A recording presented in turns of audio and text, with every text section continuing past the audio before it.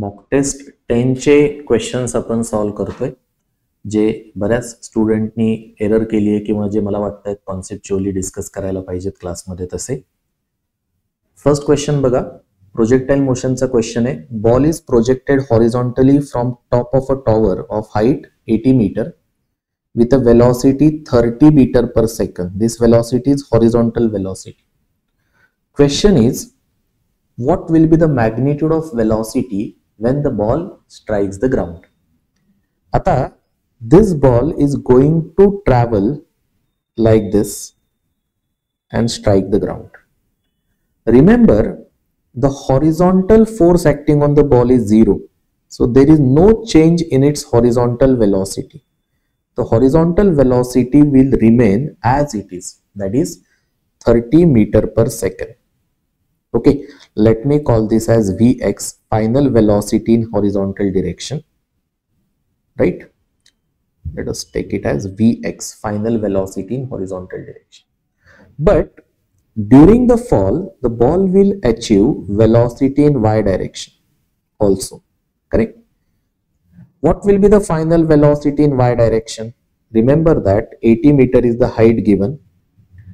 So you can directly use the formula. If a body falls through 80 meter height in y direction, what is happening? The ball is falling through height h. So what is velocity at the bottom? Under root 2gh. So it is under root 2g, h is 80. So if you simplify, it will be under root 1600. That means 40 meter per second. Right? So final velocity in y direction will be 40 meter per second. Correct or not? Now, what is the resultant velocity?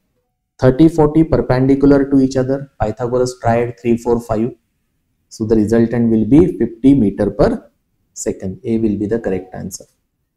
बरोबर आहे. आता हा shortcut माहिती नसेल under root 2gh चा तर तुम्हाला actually calculate करावं लागेल. बरोबर आहे. v equal to v square equal to u square plus 2as. Solution मध्ये लेंदी सोल्युशन आहेत. बरोबर आहे. Initial velocity in y direction was 0, acceleration is g, displacement h. So final velocity in y direction under root 2gh. Correct.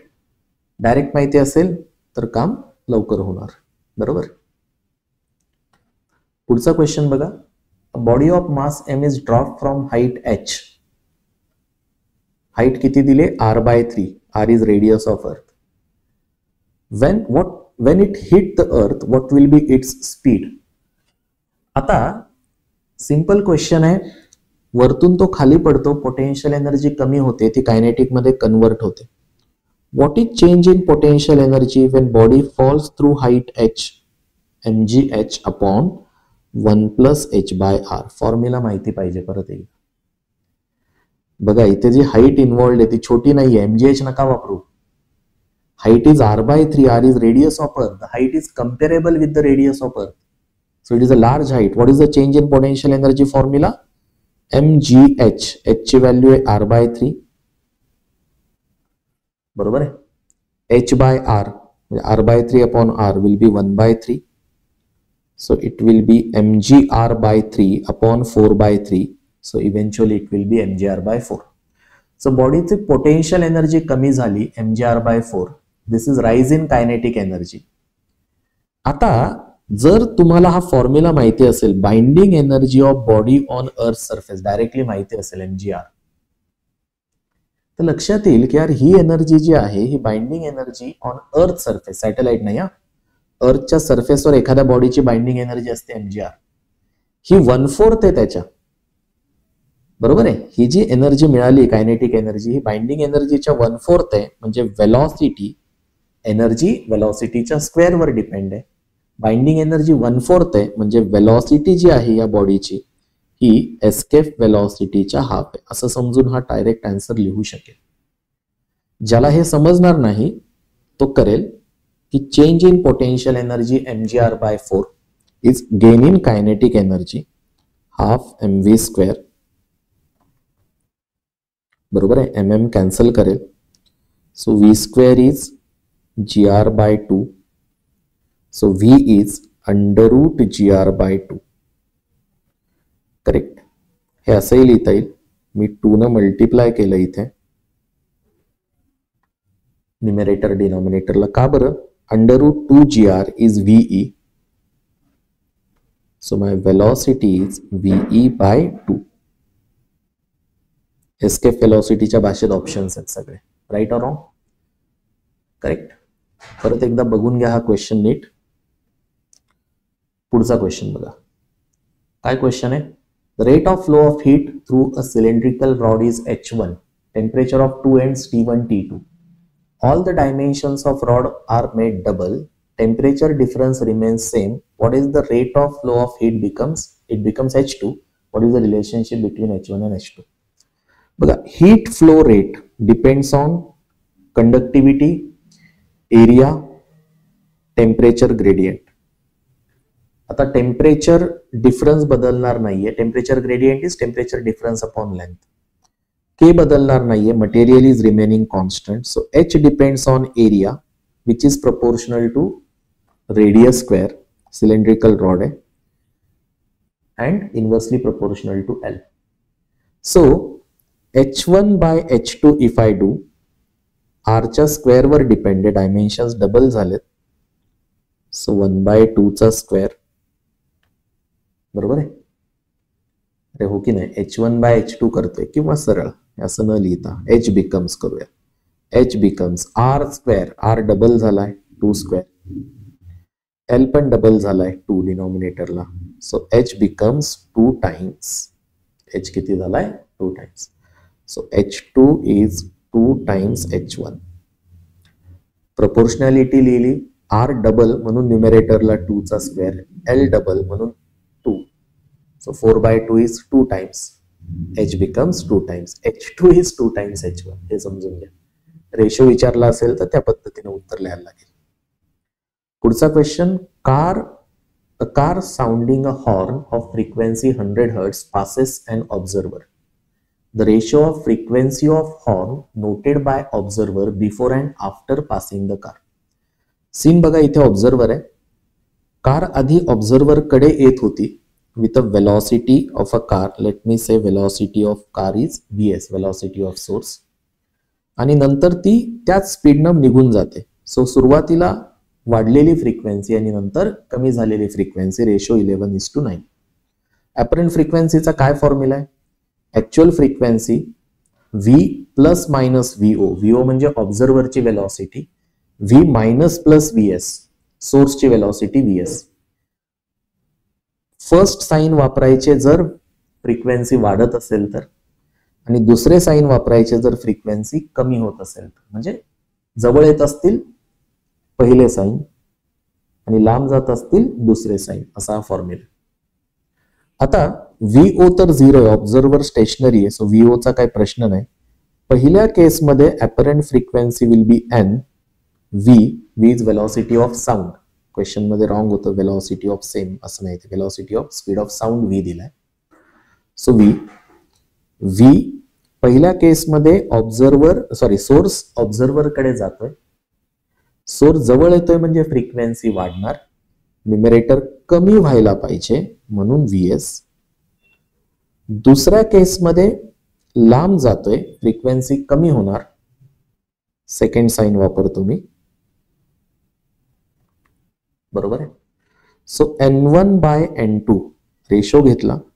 हे nv cancel होणार आहे. हे डिनॉमिनेटरला लक्षात घ्या. सो इथे v मायनस vs आणि वरती v प्लस vs. हा दिलेला आहे आपल्याला n1 by n2 11/9. So cross multiply and solve. Cross multiply केलं. 11v minus 9vs is equal to 9v plus 9vs. बरोबर आहे? I hope calculations me correct करतोय. 11v minus 11v असेल नाही काय? करेक्ट. सो आता काय होईल? हा इकडे गेला. 9vs plus 11vs 20vs is equal to 2v. So vs is v by 10. Correct. Vs is what? V by 10. B will be the correct answer. पेशन्सनं कॅल्क्युलेशन करायचे. फिजिक्सचा पेपरमध्ये तोच सगळ्यात महत्वाचा गोष्ट आहे की पटपट पटपट पुढच्या क्वेश्चनला जातोय आपण, कॅल्क्युलेशन एरर होऊ द्यायच्या नाहीत. आणि I know it is quite tough, easy अजिबात नाहीये. त्यामुळे एका लेवलच्या वरती स्कोर येत नाही. स्टुडंट्स म्हणतात की आम्ही PYQ सोडवतोय, स्कोर इम्प्रूव्ह होत नाही. तर बेसिकली काय होतं की शेवटी तुम्ही किती कूल राहता, किती पेशन्सनं कॅल्क्युलेशन एरर्स न करता उत्तर सोडवता, यावरही ते मार्क डिपेंड आहे. बरोबर आहे. पुढे जाऊयात. The given circuit has two ideal diodes D1 D2 connected as shown in figure. The current flowing through the resistance R1 will be. यार आता बघा इथे हा R1 आहे, R2 आहे, R3 आहे. सो इथे D1 आणि D2 कडे बघितलं तर D1 फॉरवर्ड बायस मध्ये, P terminal connected to positive voltage आणि N region connected to negative voltage. So D1 positive आहे, D2 फॉरवर्ड बायस मध्ये D1, D2 रिव्हर्स बायस मध्ये. आयडियल डायोड आहे, रिव्हर्स बायस मध्ये इन्फिनाइट रेझिस्टन्स. सो या circuit मधनं, या पार्ट मधनं कुठलाही करंट जाणार नाही. सो याला इग्नोर करायचं या पार्टला. सो इथून करंट जाईल फक्त 2 ओहम, डायोडचा 0 रेझिस्टन्स फॉरवर्ड बायस मध्ये, +3, 2 + 3 5, resultant resistance 5. So current will be voltage upon resistance, अर्थात 2 एम्पियर. खूप इझी क्वेश्चन्स येते. बरोबर आहे. कॉन्सेप्ट क्लिअर पाहिजे फक्त.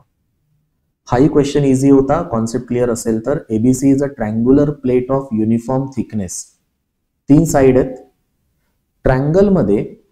ट्रँग्युलर लॅमिनामध्ये मोमेंट ऑफ इनर्शिया काढायचा असेल, ओके, प्लेन लॅमिना जर असेल म्हणजे mass is distributed through out the area, असा सीन असेल तर जी सगळ्यात छोटी साइड आहे तिच्या अक्रॉस मास वाईडली डिस्ट्रीब्युटेड असतं आणि म्हणून त्या साइडला मोमेंट ऑफ इनर्शिया सगळ्यात जास्त येतो. So moment of inertia BC साइडला सगळ्यात जास्त येणार, त्यानंतर तो AB साइडच्या अराउंड असणार आणि सगळ्यात कमी मोमेंट ऑफ इनर्शिया येणार सगळ्यात मोठ्या साइड.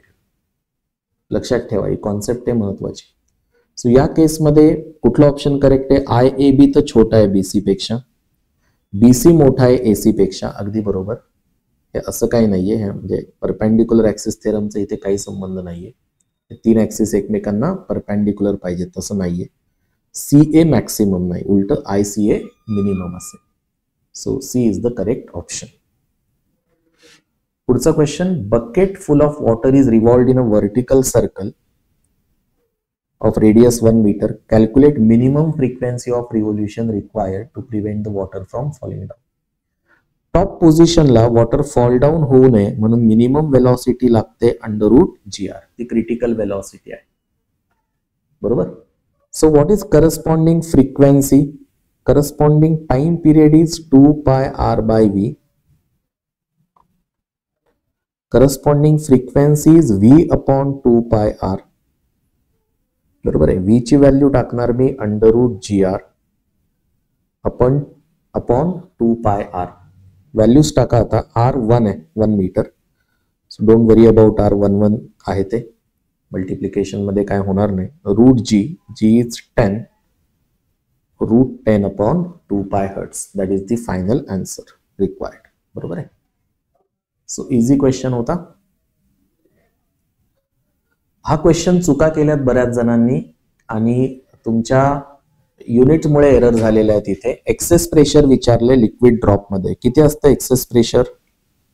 लिक्विड ड्रॉप आहे म्हटल्यावर 2T/R. सो 2 × 72 × 10⁻³ आणि R रेडियस आहे 0.01 मीटर. हे सेंटीमीटर आहे, right or wrong? So simplify करा. 144 हा 10⁻⁻4 वरती गेला तर प्लस होऊन हे 1440 न्यूटन. आता कुठलं ऑप्शन मॅच नाही होणार आहे. हे असं आलं असतं 1.44 × 10⁻³ न्यूटन पर मीटर स्क्वेअर एक्सेस प्रेशर, पण ऑप्शन मॅच नाही होते. सो याला डाईन मध्ये कन्वर्ट करा.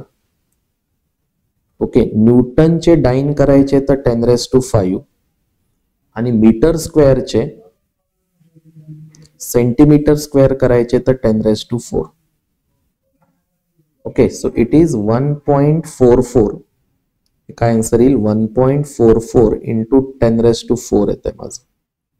ठीक आहे. बऱ्याच जणांनी म्हणजे फॉर्म्युले सगळ्यांना येतात, हे फक्त युनिट मध्ये कन्वर्ट करताना चुका केलेल्या आहेत. माहिती पाहिजे. 1 newton is 10⁵ dyne 1 metre square. आता हा खरंच ट्रिकी क्वेश्चन होता. क्वेश्चन केअरफुली वाचा. There are 2 identical small holes of same area of cross section A on the opposite side of a tank containing a liquid of density rho.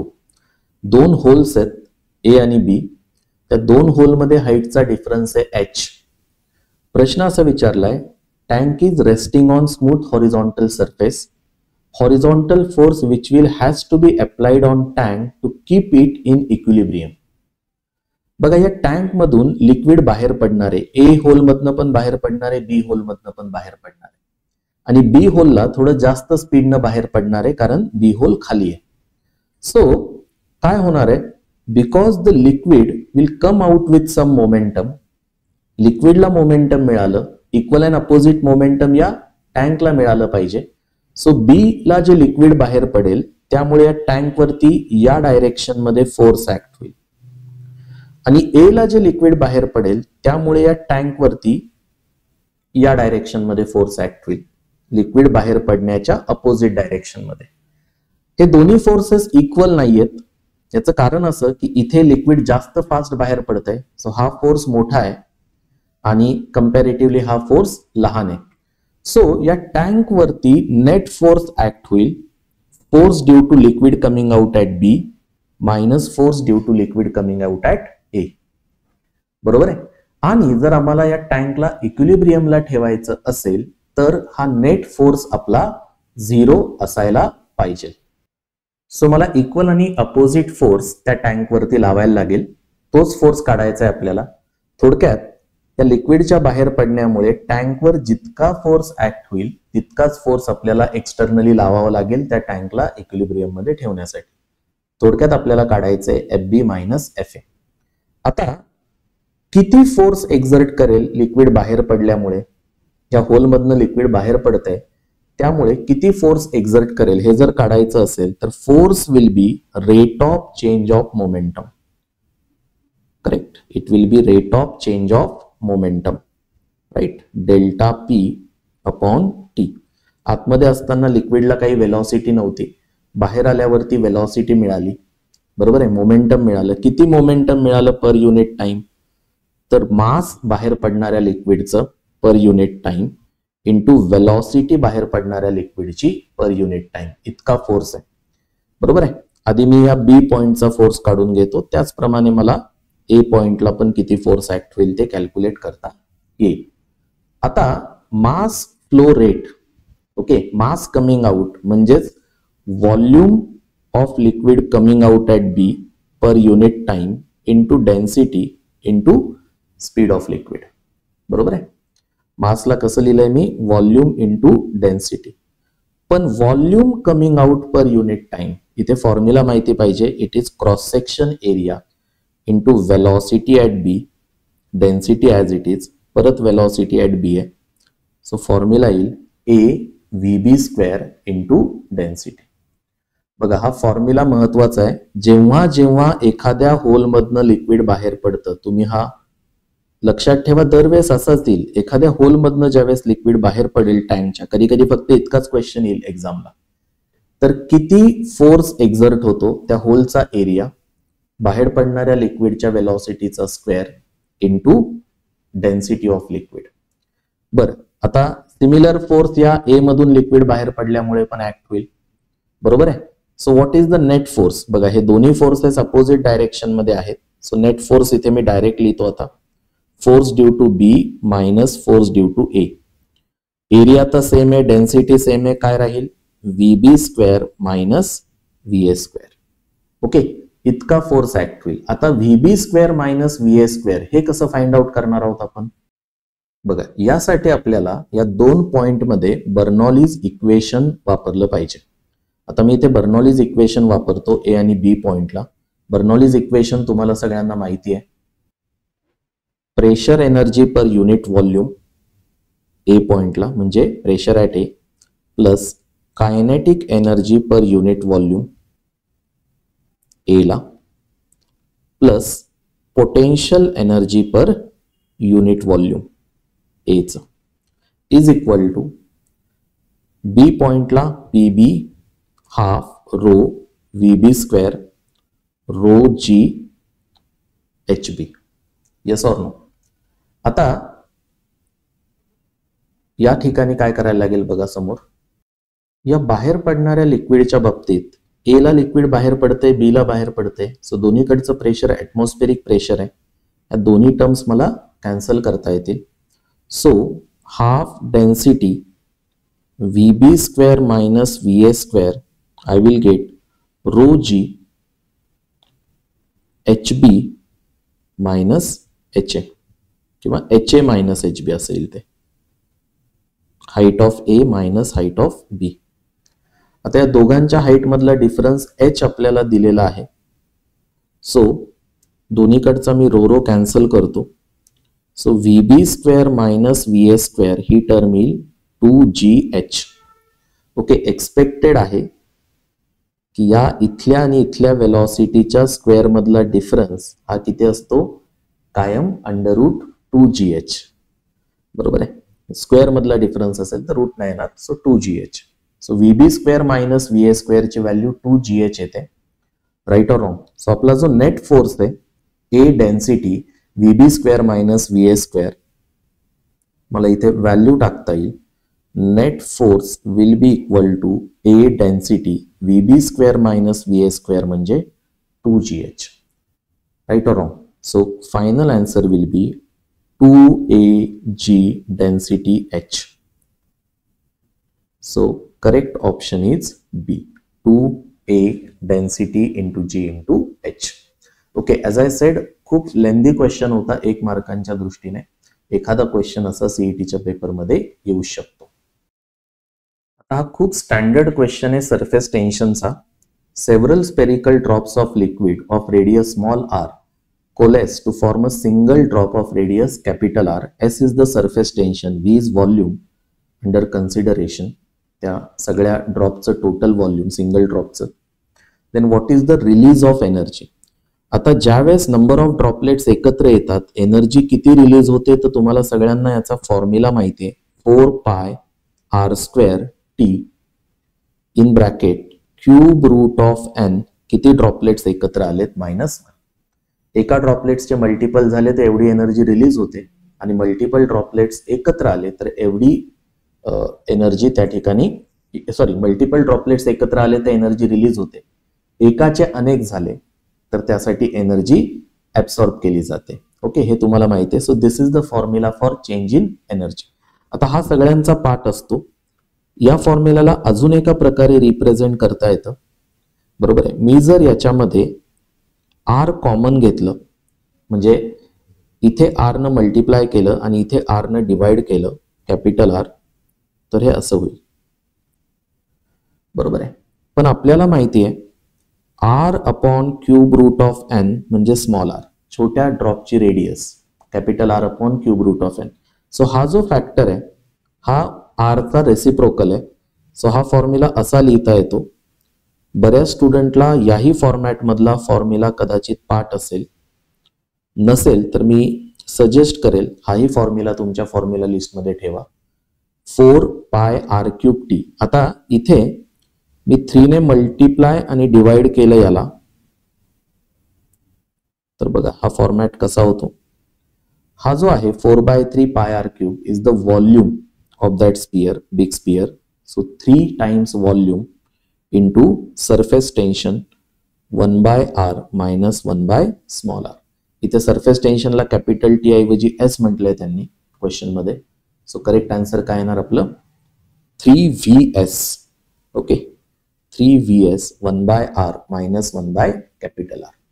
ठीक आहे. I suggest की हा format सुद्धा तुम्ही लक्षात ठेवा आणि याचे व्हेरिएशन्स आहेत. म्हणजे कधी कधी विचारतात की ही जी सगळी एनर्जी रिलीज झाली त्याच्यामुळे त्या ड्रॉपलेटचं टेम्परेचर वाढलं. बरोबर आहे. तर मग टेम्परेचर कितीने वाढेल? मग आता ही एनर्जी टेम्परेचर वाढलं तर आपल्याला माहिती आहे टेम्परेचर कसं दाखवतो आपण? मास specific heat into delta T. Okay, delta theta लिहितो. सो किती टेम्परेचर वाढेल? ms न डिवाइड करायचं आणि व्हॉल्यूम अपॉन मास म्हणजे 1/डेन्सिटी. सो त्या फॉर्मॅटमध्ये. सो अशा अनेक व्हेरिएशन्स या क्वेश्चनचे तुम्ही PYQs मध्ये, इतर एक्झामच्या PYQs मध्ये बघितलेले असणार आहेत. नीट तयार करा हा क्वेश्चन. हा एक इझी क्वेश्चन आहे, परंतु स्टुडंट कन्सिस्टंटली याच्यामध्ये एरर करतायत. Star A has radius small r, surface temperature capital T, B has radius 4r, surface temperature T/2, the ratio of power of 2 stars. बघा, पॉवर म्हणजे heat radiated per unit time. किती असते ती? E, coefficient of emission, area, Stefan constant, T⁴. हा heat रेडिएशनचा rate आहे, बरोबर आहे. म्हणजेच पॉवर आहे त्या पर्टिक्युलर स्टारची. स्टारला आपण ब्लॅक बॉडी कन्सिडर करतो, so E is taken as 1. आपल्या लक्षात येतं की ही जी पॉवर आहे, radiant power, is directly, radiant power हा वेगळा शब्द आहे करत, radiant power per unit area घेतो. इथे क्लिअर पॉवर विचारलंय. So clear power heat emitted per unit time is proportional to A T⁴. शेवटी A कशावर डिपेंड आहे? तर त्या स्टारच्या रेडियसवरती, रेडियसच्या स्क्वेअर वरती आणि T⁴ वरती. Yes or no? अशा पद्धतीने या पॉवरचं कंपॅरिझन होणार. सो या दोघांच्या पॉवरचं कंपॅरिझन, रेडियस बघा, A ची रेडियस R आहे आणि B ची रेडियस 4r आहे.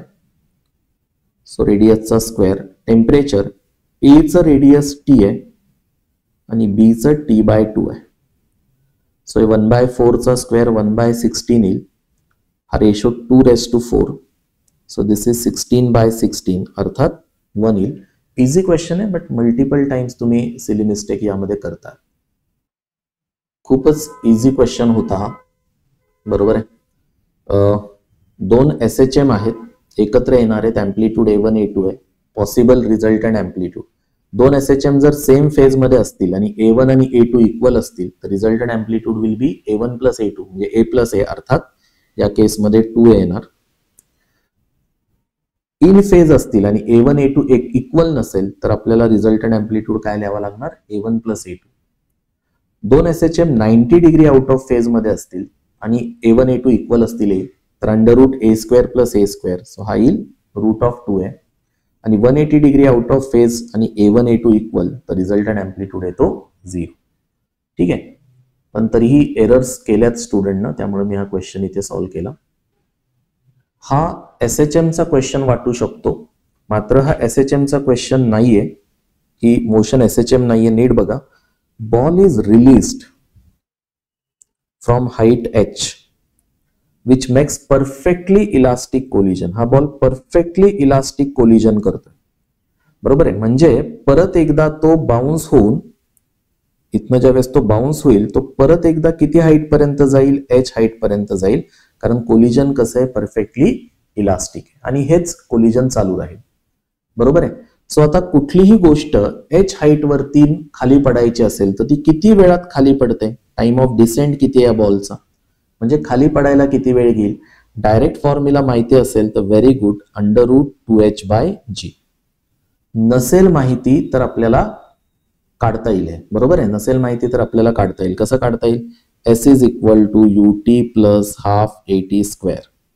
किती डिस्प्लेसमेंट आहे? h. Initial speed 0, acceleration g, T². Okay, solve केलं t साठी. T² is 2h/g. T म्हणजे √2h/g. So time of descent तितकाच time of ascent. Yes or no? So एक ऑसिलेशन कंप्लीट होण्यासाठी याला जो टोटल टाइम लागेल तो असेल 2 टाइम्स √2h/g. हा झाला टाइम पिरियड. आणि मग फ्रिक्वेन्सी विचारली इथे आपल्याला. Frequency will be reciprocal of time period. Yes or no? So this will be our correct answer. लक्षात घ्या, हा SHM नाहीये, बरोबर आहे. हा SHM नाहीये. इथे ऍक्सिलरेशन कॉन्स्टंट आहे, डिस्प्लेसमेंट नुसार ऍक्सिलरेशन बदलत नाही. SHM चा कुठलाही फॉर्म्युला इथे चालणार नाही. This is not SHM at all. हे महत्वाची गोष्ट लक्षात घ्या. आता हा क्वेश्चन बघा, हा थोडा ट्रिकी क्वेश्चन आहे. हा जर एकदा तुम्ही एक्झामच्या आधी सोडवला असेल तरच एक्झामला सोडवता येईल व्यवस्थित. या सिस्टीम मध्ये आपल्याला वाटतं की सिंगल सिंगल स्प्रिंग आहे आणि सिंगल स्प्रिंग आहे म्हटल्यावरती टाइम पिरियडचा फॉर्म्युला येईल 2π √m/k. चुकीचं आहे. ओके, का बरं चुकीचं आहे समोर लक्ष द्या. आता what will happen here, this is not the correct answer. बघा याला अनालिसिस कसं करायचं. हा मास जर एक्स डिस्टन्सनं खाली गेला, ओके, मास पुलीला लावलाय, डायरेक्ट स्प्रिंगला लावलेला नाही, हे महत्वाची गोष्ट आहे. सो मास जर एक्स डिस्टन्सनं खाली गेला, ही पुली आणि मास डायरेक्टली कनेक्टेड आहेत, सो पुली एक्स डिस्टन्सनं खाली जाईल. आता ही दोरी लावली आहे, ओके, स्ट्रिंग आहे, इथे स्प्रिंग आहे आणि हा रिजिड सपोर्ट आहे इथे. This is a rigid support, right or wrong. String तर काय एक्सटेंड होऊ शकणार नाही. String will not show any extension. Inextensible string consider करायची ॲज कम्पेअर टू स्प्रिंग. स्ट्रिंगचं एक्सटेन्शन निग्लिजिबल असेल. सो ही पुली एक्स न खाली जाण्यासाठी या दोन्ही लेंथ एक्स न वाढायला पाहिजेत. सो स्प्रिंगचं 2x इतकं एक्सटेन्शन होईल. Spring will undergo extension of 2x. हे समजतंय का. ही पण एक्स न इन्क्रीज होईल, ही पण साइड एक्स न इन्क्रीज होईल. आता इन्क्रीज लेंथ फक्त स्प्रिंगची होणार आहे. सो स्प्रिंग कितीने एक्सटेंड होईल, 2x. So what is spring force. या क्वेश्चन मध्ये आपल्याला कळायला पाहिजे की या क्वेश्चन मध्ये स्प्रिंग फोर्स आहे 2 टाइम्स kx. मासचं डिस्प्लेसमेंट x असेल तर स्प्रिंग फोर्स असेल 2 टाइम्स kx. हा आहे इथला पहिला पॉइंट. आता या मासवरती टोटल फोर्स किती लागतोय, रिस्टोरिंग फोर्स. या पुलीचा विचार केला, ओके, मासलेस पुली आहे, तर पुलीवरती खाली फोर्स लागतोय mg आणि इकडे फोर्स लागतायत ही स्प्रिंग फोर्स 2 kx. सो इकडनंही लागतोय स्प्रिंग फोर्स 2 kx. ओके, या दोरीमुळे पण किती फोर्स लागेल, दोन्ही मधलं टेन्शन सेम असलं पाहिजे. So 2 ks 2 kx. Okay, so total restoring force on this system is given to be 2 kx plus 2 kx 4 kx. किती असेल टोटल रिस्टोरिंग फोर्स. हा 2 kx इथे दाखवतो मी डायग्राम मध्ये. इकडे 2 kx आणि इकडे 2 kx. टोटल रिस्टोरिंग फोर्स जो या मासला पुलीला वरती घेऊन जायचा प्रयत्न करतोय खाली ओढल्यावरती, तो किती आहे, 4 kx. ओके, आणि अर्थातच मासच्या अपोजिट डायरेक्शन मध्ये, म्हणजे हा x खाली असेल तर रिस्टोरिंग फोर्स अपवर्ड. सो असा रिस्टोरिंग फोर्स. याला जर कम्पेअर केलं तुम्ही SHMच्या रिस्टोरिंग फोर्सची, बरोबर आहे, तर SHM मध्ये काय असतं, restoring force is F is equal to minus kx. इथे k रिपीट होईल, सो याला k डॅक्स म्हणूया. सो या सिस्टीमचा इफेक्टिव्ह स्प्रिंग कॉन्स्टंट किती येतो, 4k येतो. किती येतो effective spring constant, 4k. Yes or no, it comes equal to 4k. Agree or not. बरोबर बोलतोय मी. So what will be the time period. इथे टाइम पिरियडचा काय फॉर्म्युला येणार, 2 पाय अंडर रूट m/k. बरोबर आहे. This will be your final answer. हा, आता याच्यात ऑप्शन नव्हता हा, बरोबर आहे. सो इथे एरर आहे, इथे ऑप्शन पाहिजे होता हा. Correct, there has to be option. So हे ऑप्शन हा 2k जो दोनदा झाला आहे, इथे 4k पाहिजे and that will be your correct answer.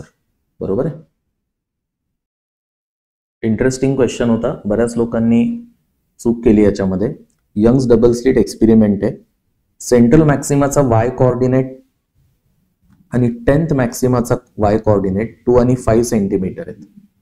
So हा जो सेंटर मॅक्सिमा आहे त्याचा y कोऑर्डिनेट दिलाय 2 सेंटीमीटर आणि 10th मॅक्सिमा जो आहे त्याचा कोऑर्डिनेट दिलाय 5 सेंटीमीटर. ठीक आहे. आता काय केलंय, सगळं ॲपरेटस लिक्विड मध्ये इमर्स केलंय ज्याचा रिफ्रॅक्टिव्ह इंडेक्स आहे 1.5. What are the corresponding y coordinates of central maxima and 10th maxima. आता लक्षात घ्या, काय होतं ज्यावेळेस आपण लिक्विड मध्ये इमर्स करतो त्यावेळेस बँडविड्थ कमी होते. काय असते bandwidth, lambda capital D by small d. Lambda कमी झाल्यामुळे बँडविड्थ कमी होते. पण सेंट्रल मॅक्सिमा सेंटरलाच राहतो, त्याचा y कोऑर्डिनेट बदलायची काही गरज नाही. बरोबर आहे. बँडविड्थ, आता इथे बँडविड्थ किती आहे, 2 आणि 5 मधला डिफरन्स आहे 3 centimetre for 10 bands. So bandwidth आहे 0.3 सेंटीमीटर. बरोबर आहे. आता ही बँडविड्थ जी होणार ती 1.5 टाइम्स कमी होणार. त्यामुळं हे जे डिस्टन्स आहे दोन बँड मधलं किती होतं आता 3 सेंटीमीटर, ते 1.5 टाइम्स कमी होणार, कारण बँडविड्थ तेवढ्या टाइम्स कमी होणार, म्हणजे हे डिस्टन्स येणार 2 सेंटीमीटर. बरोबर. सेंट्रल मॅक्सिमाची पोझिशन बदलणार नाही, सो हा 2 सेंटीमीटर वरच राहील. आणि 10th मॅक्सिमा आता कुठल्या पोझिशनला येईल? 4 सेंटीमीटरच्या. Yes or no? कारण बँडविड्थ बदलेल. सो करेक्ट आन्सर असेल आपलं इथे बी. Agree or not? आता हा क्वेश्चन मला वाटतं तुम्ही चुकायचं ठरवलेलं आहे. Part difference between 2 waves of equal intensities at point on the screen is lambda by 4. The ratio of intensity at this point and that in the central fringe. Central fringe ची intensity असते 4 I0. Individual ची intensity I0 असते तेव्हा. आणि आपल्या या पॉइंटची intensity येणार आहे 4 I0 cos square pi by 2. आता लॅम्बडा म्हणजे 2 पाय, सो लॅम्बडा बाय 4 म्हणजे 2 pi bye 4 pi by 2. So या पॉइंटची इंटेन्सिटी आहे 4 I0 cos square pi by 2 upon 2, म्हणजे हे pi by 4. cos pi by 4 1 by root 2, त्याचा स्क्वेअर हाफ. सो हा किती येतो 2 I0. आणि याची रेशो विचारलाय इथल्या पॉइंटची इंटेन्सिटी अपॉन सेंट्रल ब्रँडची intensity. So 2 I0 upon 4 I0 अर्थात 1 बाय 2 आन्सर आहे. C is the correct answer. आता हा क्वेश्चन तुमचा पेशन्स चेक करतो, फॉर्म्युलेज क्लिअर कट माहिती आहेत की नाही ते चेक करतो. बघा, capacitance of capacitor becomes 7/6 times the original value when dielectric slab is introduce. Thickness दिलाय डायइलेक्ट्रिक स्लॅबचा 2d/3 आणि विचारलंय की डायइलेक्ट्रिक कॉन्स्टंट काय त्या स्लॅबचा. आता ज्यावेळेस एअर कॅपॅसिटर असतो कॅपॅसिटी असते A∈0/d. डायइलेक्ट्रिक स्लॅब टाकल्यावरती जी नवीन कॅपॅसिटी होते पटकन फॉर्म्युला लिहिता आला पाहिजे. बरोबर, फॉर्म्युलेज क्लिअर कट माहिती पाहिजे. सो नवीन कॅपॅसिटी काय होणं अपेक्षित आहे? A∈0. आता d मायनस 2d/3 म्हणजे इथे काय राहणार आहे d/3 plus 2d/3 upon k. आता हे काय म्हणतायत की ही जी नवीन कॅपॅसिटी झाली ही ओरिजिनल च्या किती आहे? 7/6 टाइम्स आहे. बरोबर आहे. सो दोन्ही साइडनं आपल्याला काय कॅन्सल करता येईल? A∈0. डी पण कॅन्सल होणार आहे सगळीकडनं. ठीक आहे, शांतपणे कॅल्क्युलेशन्स करायचे, गडबड करायची नाही असल्या क्वेश्चन मध्ये. So 1/1/3 2/3k. ओके, कॅल्क्युलेशनचा पेशन्स असेल तुमच्याकडे तर शक्यतो याच्यामध्ये चुका होणार नाहीत. सो हा मी इकडे आणतो 1/3 प्लस 2/3k आणि या 7/6 ने डिवाइड करतो. सो 1/7/6 म्हणजेच 6/7. सो 2/3k हे कळलं ना? 7/6 डिवाइड झाला, 1/7/6 is 6/7. So 2/3k is equal to 6/7 minus 1/3. 2/3k is equal to, so this will be 11/21. बरोबर आहे. डिनॉमिनेटर सेम करून ते करायला लागेल. So k will be equal to 2/3 into 21/11. Calculations तुम्ही करून बघा. ठीक आहे, आणि सिम्प्लिफाय केलं तर व्हॅल्यू येईल ही 7 म्हणजे 14/11 येते. Correct, k will be equal to 14/11. Right आहे, बरोबर आहे. कॉन्सेप्च्युअल क्वेश्चन होता हा जरा. आता पॅरलल प्लेट कॅपॅसिटर मध्ये electric field between the plates E आहे. प्रत्येक कॅपॅसिटर वरचा चार्ज Q आहे, तर त्या प्रत्येक प्लेट वरती किती फोर्स ऍक्ट होईल? लक्षात घ्या, हे जे इलेक्ट्रिक फील्ड असतं कॅपॅसिटरच्या प्लेटमध्ये हे दोन्ही प्लेटवरच्या चार्जमुळे असतं. सो इथे चार्ज Q आहे, इथे म्हणजे एका प्लेटवर पॉझिटिव्ह चार्ज Q, एका प्लेटवर नेगेटिव्ह चार्ज Q. बरोबर आहे, आणि इलेक्ट्रिक फील्ड इथलं E आहे. सो समजा आपण या प्लेटवर किती फोर्स ऍक्ट होतोय ते काढायचं असेल तर किती फोर्स ऍक्ट होणार? तिथलं इलेक्ट्रिक फील्ड चार्ज इंटू त्या प्लेटवरचं इलेक्ट्रिक फील्ड या प्लेटनं जनरेट केलेलं. लक्षात घ्या, हे जे इलेक्ट्रिक फील्ड आहे, electric field is due to plate P plus plate Q दोन्ही प्लेटचं जे कॉन्ट्रीब्युशन असतं इलेक्ट्रिक फील्ड मध्ये ते इक्वल असतं. सो प्रत्येक प्लेटमुळे जनरेट झालेलं इलेक्ट्रिक फील्ड E/2 आहे. सो या प्लेटमुळे किती इलेक्ट्रिक फील्ड जनरेट होईल इथे E/2. इथे चार्ज किती आहे Q. So Q charge E/2 याच्या इलेक्ट्रिक फील्ड मध्ये इथं नाही ठेवलाय, या प्लेटवर ठेवलाय Q चार्ज. सो या प्लेटमुळे इथे इलेक्ट्रिक फील्ड असतं E/2. सो इथे फोर्स ऍक्ट होईल QE/2. बरोबर आहे. फर्दर आपल्याला हेही माहिती आहे की इलेक्ट्रिक फील्ड किती असतं, म्हणजे या क्वेश्चन मध्ये नाही, हा क्वेश्चन इथे संपला, परंतु उद्या असं विचारलं जाऊ शकतं. इलेक्ट्रिक फील्ड किती असतं sigma upon epsilon naught. Okay, sigma म्हणजेच Q/A charge per unit area of plate. Right or wrong? बरोबर आहे. सो हा फोर्स याही फॉर्मॅट मध्ये आपल्याला लिहिता येतो Q/2 इंटू E म्हणजे Q upon A epsilon naught. Right or wrong? लक्षात येते सगळ्यांच्या नक्की? बरोबर आहे. सो हे असं पण आपल्याला लिहिता येईल Q² upon 2A epsilon not.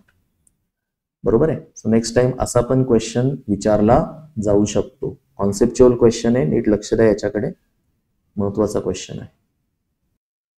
आता हा पण ट्रिकी आणि कॉन्सेप्च्युअल क्वेश्चन होता. क्वेश्चन बघा. A particle of mass m and charge q initially at rest is accelerated in a uniform electric field E through distance d.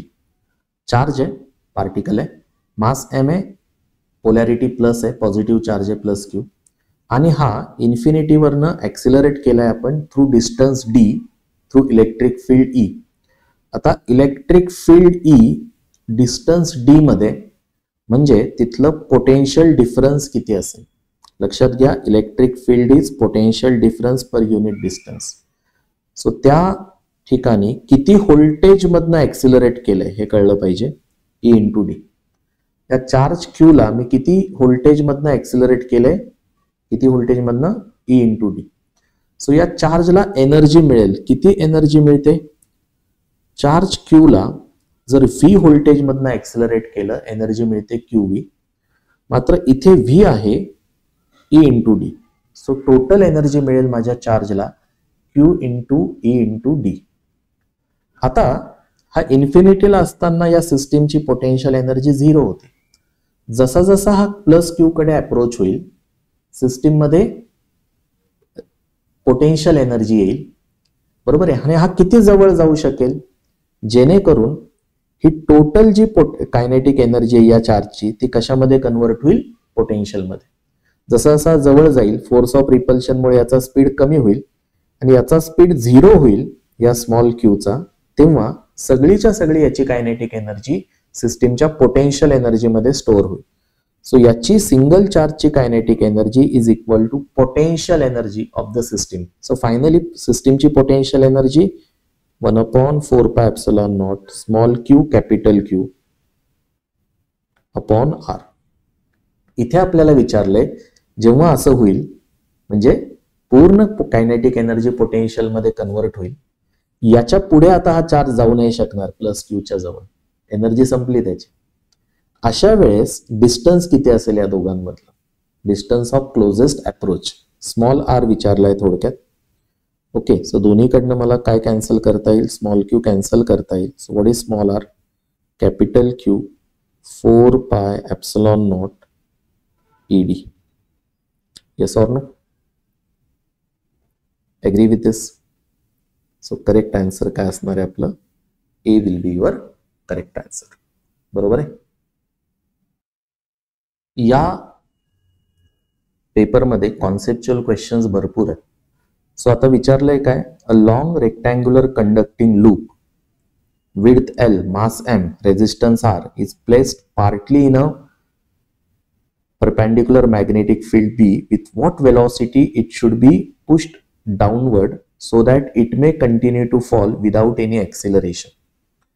आता हा बाहेर ज्यावेळेस येतो बरोबर, याच्याशी असोसिएटेड फ्लक्स बदलतो, याच्यामध्ये EMF येतं आणि या वायर वरती नेट फोर्स ऍक्ट होतो. जी वायर त्या मॅग्नेटिक फील्ड मध्ये, काय बोलतोय ते कळतंय परत एकदा. ज्या वेळेस मी हा लूप बाहेर घेऊन जातो, the flux associated with loop will change and EMF will be generated in the loop. किती EMF जनरेट होईल या लूपमध्ये? BLV इतकं EMF जनरेट होईल. त्यामुळे या लूपमध्ये करंट फ्लो होईल. किती करंट फ्लो होईल? BLV/R. आता हा current carrying conductor magnetic field मध्ये ठेवला. या दोन वायरवरती equal and opposite forces act होतील, इग्नोर करायचं. हा पार्ट बाहेर येईल मॅग्नेटिक फील्डच्या, याच्यावर फोर्स ऍक्ट नाही होणार. सो या पार्टवर फोर्स ऍक्ट होईल. Okay, Fleming's left hand rule लावून तुम्ही बघू शकता. ओके, तुम्ही ते करून बघा. हा फोर्स व्हर्टिकल डायरेक्शन मध्ये असेल. ओके, किती मॅग्निट्यूडचा असेल हा फोर्स? तर हा फोर्स असेल BIL. बरोबर आहे. सो BI म्हणजे काय? BLV/R into V. अर्थात हा फोर्स असेल B²L V²/R. Yes or no? इतका फोर्स त्या ठिकाणी ऍक्ट होणार. सॉरी, इथे L पाहिजे नाही का? इथे L पाहिजे. So it will B BIL. इथे I ची व्हॅल्यू टाकली आपण. So it will B B²L² V/R. Correct. इतका फोर्स ऍक्ट होणार. कुठल्या डायरेक्शन मध्ये? अपवर्ड. सेल्फ वेट कुठल्या डायरेक्शन मध्ये? डाऊनवर्ड. सो जर मला हा खाली येत पाहिजे, फेल विदाउट एनी एक्सिलरेशन, याचा अर्थ याच्यावरती नेट फोर्स 0 पाहिजे. It will continue to fall without any acceleration. So I want net force to be 0.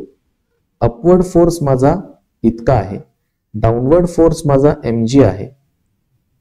हे दोन्ही इक्वल व्हायला पाहिजेत. सो हा V किती पाहिजे त्या केसमध्ये? So V will be mgr upon B²L². B will be your correct answer. Right? As I said, tricky होता क्वेश्चन. सी, तुम्हाला जर 10 मिनिट दिल्या क्वेश्चन सॉल्व्ह करायला, तर याच्यामध्ये ट्रिकी काही नाहीये.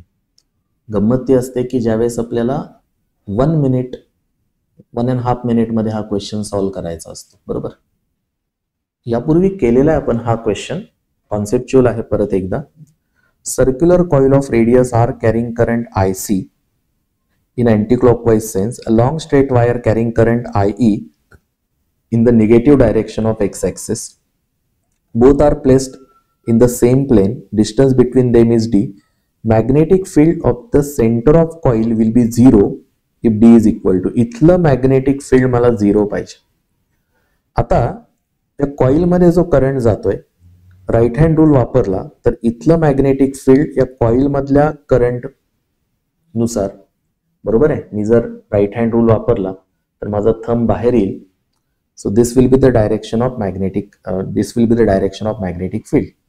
आता यामुळे इथे जर विचार केला या स्ट्रेट कंडक्टरमुळे, तर इथलं मॅग्नेटिक फील्ड आत जाईल. बरोबर आहे. या साईडचं मॅग्नेटिक फील्ड कसं जाईल? Going inward. सो जर नेट मॅग्नेटिक फील्ड 0 पाहिजे असेल तर काय करायचंय? फक्त magnetic field due to straight conductor is equal to magnetic field due to circular loop.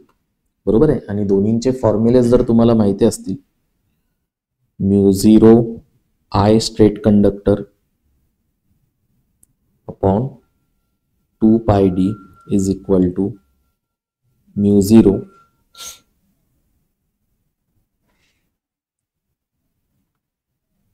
I upon twice r. बरोबर आहे. आणि इथे रेशो विचारलाय. कशाचा रेशो विचारलाय?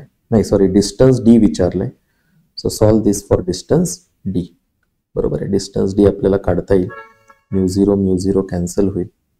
बरोबर आहे. आणि अकॉर्डिंगली तुम्हाला डिस्टन्स d इथे फाइंड आउट करता येईल. हे 2 कॅन्सल करतो मी. बरोबर आहे.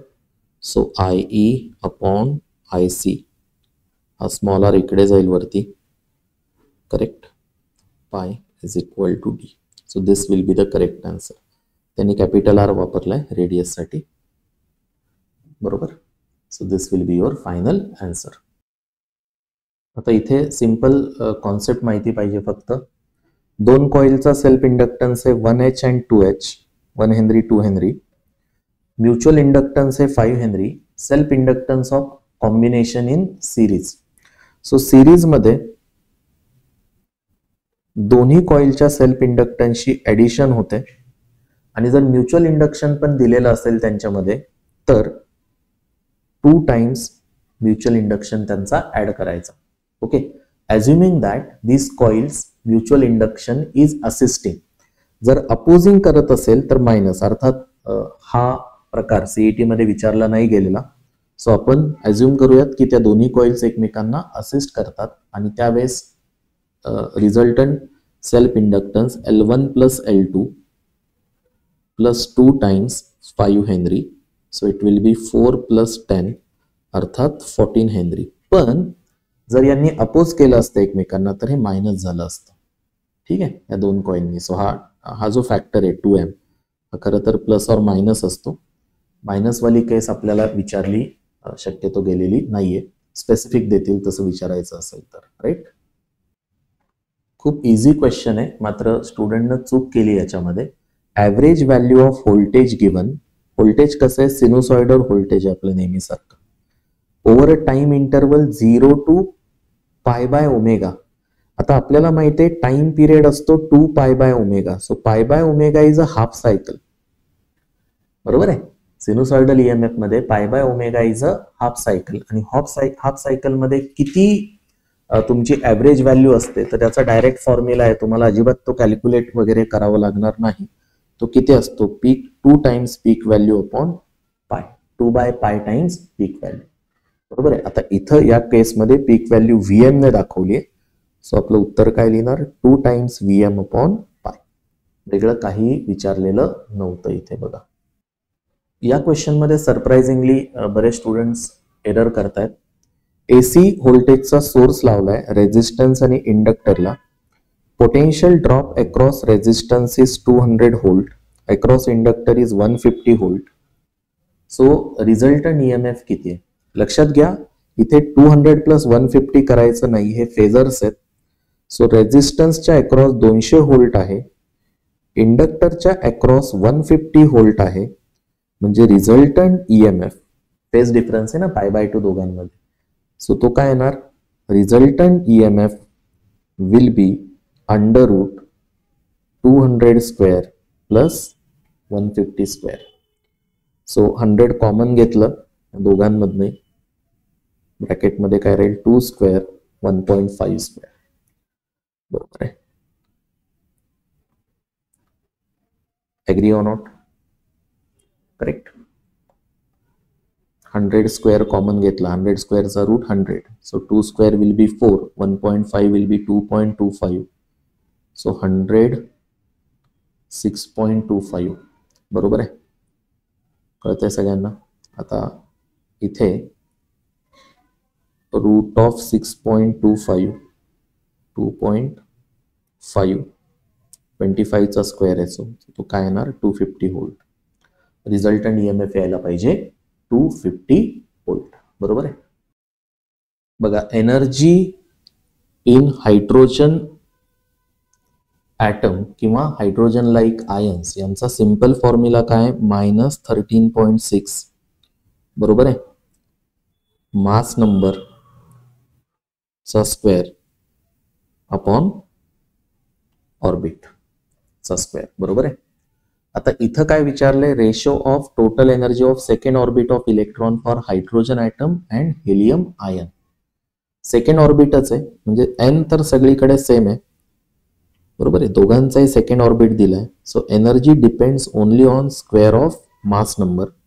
रेशो कशाचा विचारलाय, hydrogen to helium. So 1/2 mass number. बरोबर आहे, त्याचा स्क्वेअर. आन्सर काय येणार 1/4. D will be our correct answer. बरोबर आहे. छोट्याशा व्हेरिएशन मध्ये हा क्वेश्चन येतो. For a radioactive substance fraction of initial quantity which will disintegrate in a average life.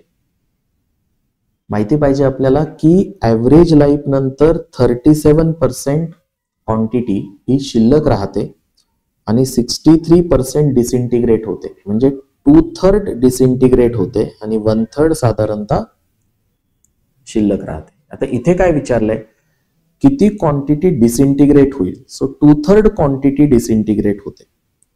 बघा हे करून पाहायचं असेल, यापूर्वी केलंय त्यामुळे मी रिपीट नव्हतो करत. Number of elements remaining n0 e raised to minus lambda t, बरोबर आहे. ॲव्हरेज लाईफ म्हणजे 1/λ. सो हे येतं n0 e raised to -1, correct. e raised to -1 म्हणजे 1/e. सो 2.71 न डिवाइड केलं तुम्ही, बरोबर आहे, ही व्हॅल्यू येते 0.37 n0, करेक्ट. सो इतकी क्वांटिटी शिल्लक राहते. डिसइंटिग्रेट किती झाली? 0.63 n0 म्हणजे 0.63% डिसइंटिग्रेट झाली. Okay, which is close to 67%, आणि म्हणून 2/3 डिसइंटिग्रेट होते, 1/3 शिल्लक राहते ॲव्हरेज लाईफमध्ये, बरोबर आहे. खूपच सोपा प्रश्न, आणि इथे तर डायग्राम मध्येच हिंट दिलेली होती. हा NAND गेट आहे. सो इथला आउटपुट यांनी लिहूनच दिलाय ए कॉम्प्लिमेंट, बरोबर की नाही. कसा करणार होतो हा?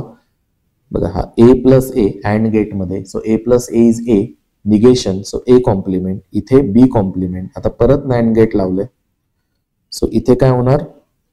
ए complement plus B A complement into B complement and बरोबर आहे, dot, correct.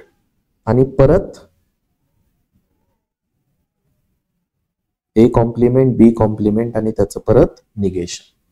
So this is equivalent to De Morgan's law, बरोबर आहे. It is A plus B, अर्थात ऑर गेट. किंवा सरळ सरळ आपण ट्रूथ टेबलनं सुद्धा हा क्वेश्चन करू शकतो, इनपुट आउटपुट टेबलनं सुद्धा हा क्वेश्चन करू शकतो.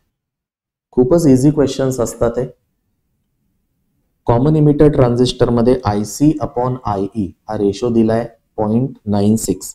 फॉर्म्युला बेस्ड करा, किंवा बेसिक गोष्ट IE is equal to IC plus IB, बरोबर आहे. आता इथे काय म्हणतायत ते, की IC इज 0.96 टाइम्स IE, बरोबर आहे. IC दिलाय, हे बघा रेशो दिलाय ना IE अपॉन IC चा. So IC is 0.96 times IE. Yes or no? म्हणजे IB किती आपला? हा 0.96 सबट्रॅक्ट केला तर किती राहील? 0.04 IE, बरोबर आहे. आणि इथे काय विचारलंय आम्हाला? Beta, current gain factor. What is beta? IC upon IB. So what is IC? 0.96 IE upon 0.04 IE. Formula न वापरता बेसिक कॉन्सेप्ट जरी वापरली, फॉर्म्युल्याने अर्थात तुमचा पाठ असेल फॉर्म्युला, त्याने तुम्ही केलं तरी चालणार आहे, बरोबर. 24 will be that. Again patience check करणारा क्वेश्चन होता, बरोबर. आधी काय करायचं होतं? इथे ॲव्हरेज पिरियड काढायचा. ओके, सो सगळ्यांची ऍडिशन करायची, कंटाळा न करता. 5 रीडिंग दिलेत, डिवायडेड बाय 5, बरोबर आहे. सो या सगळ्यांची ऍडिशन जर केली आपण आणि त्यांचा ॲव्हरेज घेतला, बरोबर, तर तो जो काही येतो, बरोबर आहे, 2.62 वगैरे येतो. ओके, करू 2.620 असं काहीतरी येतं. 2.62 इज ॲव्हरेज टाइम पिरियड. आणि प्रत्येकातली ॲब्सोल्यूट एरर काढतो आपण, डेल्टा T1, म्हणजे 2.62 आणि 2.63 किती फरक आहे? 0.01. दुसऱ्यातला ॲब्सोल्यूट एरर किती फरक आहे? 0.06. जास्त आहे की कमी आणि फरक नाही, ॲब्सोल्यूट आहे. तिसऱ्यातले ॲब्सोल्यूट एरर काढतो आपण, किती आहे? 0.20. चौथ्यातली किती आहे? 0.09. पाचव्यातली किती आहे? 0.18. आणि मग यांचा ॲव्हरेज, बरोबर आहे. सो किती आहे हा? 1 + 6 7 27 36 18 म्हणजे 15, 0.54 अपॉन 5. सो हे काय येणार सोडवलं तर? 0.108 वगैरे, म्हणजेच 0.11 second, correct. Yes or no? 0.108 म्हणजेच approximately 0.11 second, correct. This will be your answer. Exam pressure मध्ये शांततेत क्वेश्चन सोडवणं हे क्रिटिकल होतं या बाबतीत.